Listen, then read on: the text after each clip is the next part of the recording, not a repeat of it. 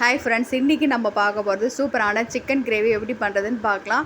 இது சாதம், சப்பாத்தி, தோசை, இட்லி எதோட வேணாலும் நம்ம சாப்பிட்லாம். ஒரு பூண்டு, கொஞ்சமாக இஞ்சி, பாதி வெங்காயம் கட் பண்ணது, பட்டை, லவங்கம், சோம்பு, ஒரு தக்காளி பாதி கட் பண்ணி போட்டிருக்கேன், மீதி கட் பண்ணி வச்சுருக்கேன். எண்ணெய் போட்டு வெங்காயம் போடுங்க, 2 பச்சை மிளகா போட்டு வதக்குங்க. பாதி கட் பண்ண தக்காளியை இதில் சேர்த்து வதக்குங்க. நல்லா வதங்கின பிறகு நம்ம அரைச்சி விழுத இதோடு சேர்த்துட்டு எண்ணெய் பிரிஞ்சு வர வரைக்கும் நல்லா வதக்கி விடலாம். இப்போ 1/2 கிலோ சிக்கனை இதோடு நம்ம சேர்த்துட்டு நல்லா கலந்து விடுங்க. இப்போ சிக்கன் போட்டு கொஞ்சம் நேரம் அப்படியே இருக்கட்டும். நல்லா அதில் கலந்து விட்டு கொதிக்க விடுங்க.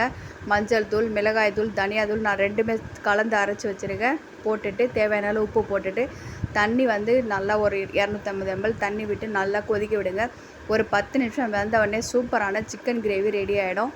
நம்ம வெங்காயம், தக்காளிலாம் அதில் போட்டு அரைக்கிறது என்னன்னு பார்த்திங்கன்னா, நமக்கு கிரேவி கொஞ்சம் நல்லா எக்ஸஸாக திக்காக கிடைக்கும். அதுக்காக தான் இந்த மாதிரி ஒரு முறை ட்ரை பண்ணி பாருங்கள். தேங்க்ஸ் ஃபார் வாட்சிங்.